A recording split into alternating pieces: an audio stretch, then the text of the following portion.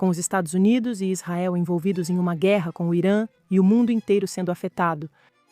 Por que as manchetes no país são dominadas pelo drama jurídico sobre o perdão de Netanyahu e pelo pedido da Procuradora-Geral pela demissão do ministro Ben-Gvir?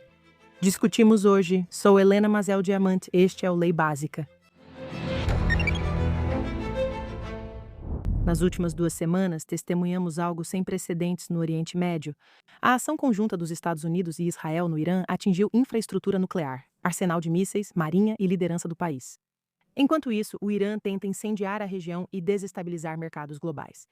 Mísseis e drones foram lançados contra Israel, estados do Golfo como Kuwait, Bahrein, Emirados Árabes Unidos, no Iraque, sobre a Turquia e no Azerbaijão. Ainda estamos correndo para abrigos várias vezes ao dia, e o norte de Israel está sob o fogo mais intenso. Houve vítimas. Fala-se que essa operação continuará até o final da Páscoa judaica. Tropas israelenses, dezenas de milhares delas, estão lutando em 3 frentes perigosas: contra ativos iranianos pelo ar, contra o Hamas em Gaza e contra as forças do Hezbollah no Líbano. Esse é o preço alto que estamos dispostos a pagar para nos libertarmos e também esta região do cerco de fogo do Irã e do seu domínio sufocante. E graças aos Estados Unidos, uma arquitetura estratégica milagrosamente nova pode estar se formando em todo o Oriente Médio, com Israel no centro. Mas a vitória ainda está muito distante. E com a segurança regional, a economia mundial e as potências globais no fio da navalha, este não é o momento para distrações. Então aqui está a pergunta: por que 2 das maiores notícias em Israel na semana passada estavam relacionadas ao sistema judiciário, ou seja, o possível perdão e aquele processo sobre o ministro Ben-Gvir? A resposta que exploraremos hoje é algo a que sempre retorno. Em Israel não existe uma única questão política, estratégica, econômica ou até mesmo religiosa que não possa, no final das contas, ser influenciada pelo sistema judiciário. Quem governa? Quem comanda a polícia e o Shin Bet? Como os militares enfrentam inimigos? Como o rabinato administra os testes? Quem é processado? Quem é perdoado? Quem permanece na coalizão? Tudo isso pode passar pela lei. E apesar de tantos acontecimentos que abalam o mundo ao nosso redor, vimos 2 exemplos extremamente importantes disso na semana passada. O possível perdão para o primeiro-ministro Netanyahu voltou às manchetes após uma nova pressão do presidente Trump. Agora, como de costume, Trump foi direto. Quer o primeiro-ministro focado na guerra, não em um julgamento por corrupção. Ele pressionou intensamente o presidente de Israel, Herzog, por clemência. Trump afirmou que Herzog prometeu pessoalmente a ele 5 vezes ao longo de um ano que um perdão estava a caminho. Ele disse à imprensa: "Digam a ele que estou expondo ele." De forma depreciativa, ele disse que só se reuniria com Herzog após isso ser feito. Agora, a menos que você tenha vivido debaixo de uma pedra, enterrado no solo, sob uma enorme montanha, você já viu os sinais se acumulando para isso. A visita de Mike Huckabee ao julgamento de Netanyahu, os tweets de Trump, Trump levantando a questão do perdão diretamente do púlpito do Knesset para uma explosão de aplausos da coalizão. Em cada um desses momentos, o judiciário teve uma escolha: recomendar clemência ou até mesmo apenas adiar o julgamento. Acomodar a realidade de uma primeira-ministra em tempos de guerra trabalhando em condições destinadas a redefinir não apenas nossa própria luta existencial, mas também uma boa parte das relações internacionais como um todo. Em vez disso, foi a todo vapor. A primeira-ministra foi ao tribunal 3 vezes por semana, até durante o auge da guerra em Gaza, negociações de reféns e planejamento da operação no Irã. Ela teve que argumentar pessoalmente com os juízes quando a segurança nacional exigia apenas um pouco mais de flexibilidade. Chegou a ser noticiado que a polícia tentou obter depoimento de Netanyahu pelo menos 2 vezes só nas últimas 2 semanas. Agora, eu acredito profundamente na necessidade de um forte Estado de Direito e na independência das instituições jurídicas. Dediquei minha vida profissional a isso em Israel. A própria ideia de que nosso sistema jurídico está agora tão envolvido em pressões geopolíticas me preocupa profundamente. Fatores extralegais não deveriam definir resultados jurídicos. E, ainda assim, a lei leva em consideração os fatos dos casos o tempo todo para determinar o que esperamos ser o resultado correto. Existe uma diferença entre independência de influência política indevida e um completo desligamento da sociedade. Agora, para aqueles que gostam de filosofia política como eu, Friedrich Hayek alertou exatamente sobre isso. Ele diferenciou a lei que surge da experiência vivida de uma sociedade, de seus costumes, seu comércio, seus julgamentos sobre como a justiça se manifesta na prática. E a lei que é criada por uma classe de especialistas que se convenceram de que sabem mais do que a realidade social que estão governando. Esse segundo tipo de lei tem uma falha característica. Ela começa a servir a sua própria lógica interna em vez das pessoas para as quais foi criada. E para os fãs do juiz Antonin Scalia, assumo a culpa, ele e outros defenderam um ponto semelhante. Essa lei, que significa o que seus administradores decidem no momento, não é um limite ao poder. Ela simplesmente é poder. Mas Scalia e Hayek não têm influência no Oriente Médio e agora estamos em um impasse. Um bom e velho pepino ao estilo das delis de Nova York, se preferir. Se Herzog conceder o perdão, então, independentemente de a justiça ter sido feita ou não, e há sérias dúvidas se as acusações realmente se sustentam, será impossível para qualquer um acreditar que a decisão foi tomada com base em critérios minimamente legais. Netanyahu apresentou seu pedido de perdão há meses e nada aconteceu até agora. Um perdão concedido sob esse nível de pressão externa e dentro desse prazo específico sempre vai parecer forçado, em vez de concedido de boa fé. E tratando-se de Israel, esse perdão quase certamente será contestado na Suprema Corte, e eu só posso rezar para que tenham a sabedoria de rejeitar a petição. Haveria fundamentos legais para isso. Mas e se Herzog recusar? Ele está diante de uma crise diplomática com um país cuja força aérea, neste exato momento, está ajudando a remodelar o futuro estratégico de Israel junto com o seu próprio. Trump deixou claro que isso também é uma prioridade pessoal para ele.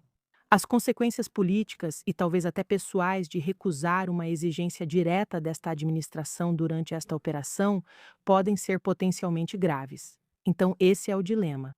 Não há uma saída limpa, e isso é uma ironia profunda e uma tragédia. Que em um momento em que Israel está reafirmando sua força e sua soberania contra as ameaças que definiram toda a sua história moderna, aqui em casa, nos encontramos em uma situação em que a ameaça mais óbvia à nossa autogovernança não vem dos nossos inimigos. É uma consequência, pelo menos em parte, de um sistema jurídico tão isolado das pressões políticas e, ainda assim, tão disposto a aplicá-las, que acabou envolvendo o mundo exterior para arbitrar uma discussão que não estava disposto a resolver em seus próprios termos. Há outro aspecto nisso que só reforça a questão do isolamento. Então, embora seja verdade, por exemplo, que o sistema judiciário está sobrecarregado de casos e geralmente é lento e ineficiente, ele escolhe o momento certo para agir nas questões que considera importantes. Por exemplo, 6 dias após o início dessa operação, com mísseis voando pelo ar, a Procuradora-Geral Gali Baharav Miara apresentou um documento de 450 páginas ao Supremo Tribunal de Justiça. Ela exigia que o tribunal ordenasse Netanyahu a demitir o ministro da Segurança Nacional, Itamar Ben-Gvir. Existe uma história mais longa por trás, mas vamos deixá-la para outro momento, pois não é o foco agora. Também devo dizer claramente que não estou aqui para debater os méritos de Ben-Gvir ou de Netanyahu, porque não endosso nem critico políticos ou projetos de lei em tramitação. Não é meu papel, falo de questões sistêmicas que exigem consenso para fortalecer o futuro de Israel, mas voltando à decisão da Procuradora-Geral.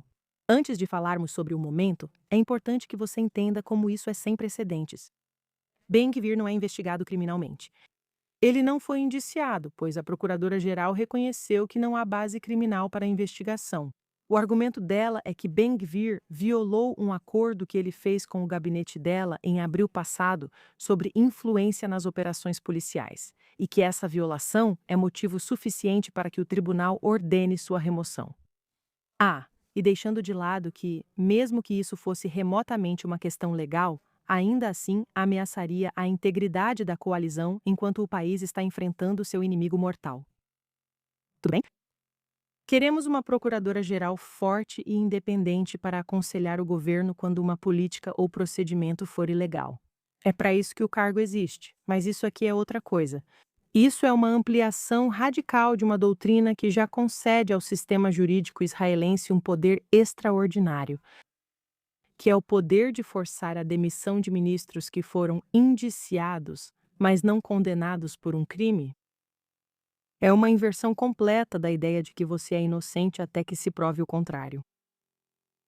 Agora, essa doutrina, conhecida como Deri Pinchasi, foi chamada de a base sobre a qual 3 décadas de expansão judicial foram construídas. Mas até mesmo o critério para essa doutrina, que não existe em nenhum outro lugar do mundo, foi descartado na exigência da Procuradora-Geral. Agora, é claro, a reação da coalizão a tudo isso foi feroz e imediata, mas até mesmo figuras da oposição, pessoas que vêm lutando contra Netanyahu nos tribunais, nas ruas, no Knesset há anos, criticaram o momento. Isso precisava ser agora? Estamos em guerra com o mal de verdade. As pessoas colocaram suas vidas em pausa, deixaram suas famílias, seus negócios, seus estudos. Neste momento, estamos unidos. Fechamos fileiras. Este não é o momento. Essa era a mensagem, e estava certa, pois a procuradora-geral poderia esperar até o mês seguinte. Em outros casos, o registro é autoexplicativo. Em um único caso perante o tribunal, o gabinete da procuradora-geral apresentou 22 pedidos de prorrogação para diferentes ministras ao longo de vários anos. O gabinete chegou a ser multado pelo Supremo Tribunal por essa conduta. E, claro, o parecer jurídico sobre o indulto, atualmente uma questão de importância internacional e geoestratégica, independentemente de se deveria ser. Isso levou meses. Mas aqui, o protocolo de entrada foi de repente urgente. E o que, novamente, podemos aprender com isso é que o poder e o isolamento completo do sistema jurídico de Israel são quase absolutos, e ele é imune até mesmo às exigências de tempos extraordinários. Essa é a minha interpretação, pelo menos. Quero trazer outra opinião para vocês, do acadêmico jurídico Yuval El-Bashan, advogado, comentarista e claramente não de direita. Ele teve outra visão sobre isso. O título do artigo dele sobre o protocolo da Procuradora-Geral era Não quando o leão ruge. O protocolo, ele escreveu, é um erro grave. Há uma diferença entre proteger direitos e usar processos legais no meio de uma campanha militar ativa para estabelecer fatos institucionais no terreno. Divulgar 450 páginas neste momento, ele escreve, dá a cada crítico do sistema jurídico exatamente a munição que eles estavam pedindo. Ele também mostra que este não é um caso isolado na lei israelense e traça um padrão de decisões judiciais controversas e que abrem precedentes emitidas em tempos de crise. A decisão de 1995, que deu início à Revolução Constitucional do juiz Aharon Barak, foi publicada apenas 5 dias após o assassinato do primeiro-ministro Rabin. O país estava em choque e luto inacreditáveis. Uma decisão de 2006 impondo sérias restrições aos assassinatos seletivos foi emitida enquanto foguetes Qassam caíam sobre Sderot. A decisão sobre a Lei do Estado-nação em 2021, que basicamente abriu caminho para derrubar leis básicas no futuro, foi emitida justamente quando a Covid estava em alta. E a decisão sobre razoabilidade, a primeira vez na história em que o tribunal anulou uma lei básica, foi publicada 85 dias, menos de 3 meses após 7 de outubro, em um país de coração partido lutando por sua sobrevivência. El-Bashan argumenta que o tribunal, controlando sua própria pauta, divulgou decisões constitucionais ambiciosas quando a sociedade israelense estava menos preparada para reagir. Acredito que nossas interpretações se complementam. Você não pode ter um sistema jurídico operando em uma dimensão paralela ao país que ele deveria servir. A visão de Israel sobre a independência judicial isolou tanto seu sistema jurídico da realidade política que ele manipula, que agora essa realidade política está se reafirmando de maneiras duras. E, especialmente no caso do perdão, estamos percebendo agora que a nossa versão de independência judicial atraiu um golpe massivo a essa independência e a nossa soberania estatal. Eu ainda não consigo acreditar nisso. Essas são as questões que ganharam as manchetes em um momento em que o mundo inteiro está prendendo a respiração para entender como a guerra no Irã vai se desenrolar. Com os céus em chamas em todo o Oriente Médio, com os nossos melhores e mais brilhantes, mais uma vez, indo para a linha de frente para proteger nosso lar. Não deveríamos estar pensando nisso agora. Não deveríamos precisar falar sobre isso agora. Mas devemos lembrar desse lembrete de que teremos um tipo diferente de desafio quando a guerra acabar. Discutir de forma construtiva com nossos concidadãos, propor novas maneiras de lidar com nossas leis e governança, criar a infraestrutura necessária para um Estado judeu forte, livre e próspero. É uma terrível ironia que justamente essas questões nas quais discordamos da família e não dos nossos inimigos sejam as que mais persistem e são tão difíceis. Nossos amigos, nossos parentes, meus alunos estão lutando por um futuro em que o mundo seja um lugar mais seguro e próspero, incluindo Israel. Mas o funcionamento interno deste Estado ainda tem trabalho a fazer para estar à altura do legado incrível que eles estão construindo. Desejo muito sucesso a eles. Vejo vocês na próxima semana.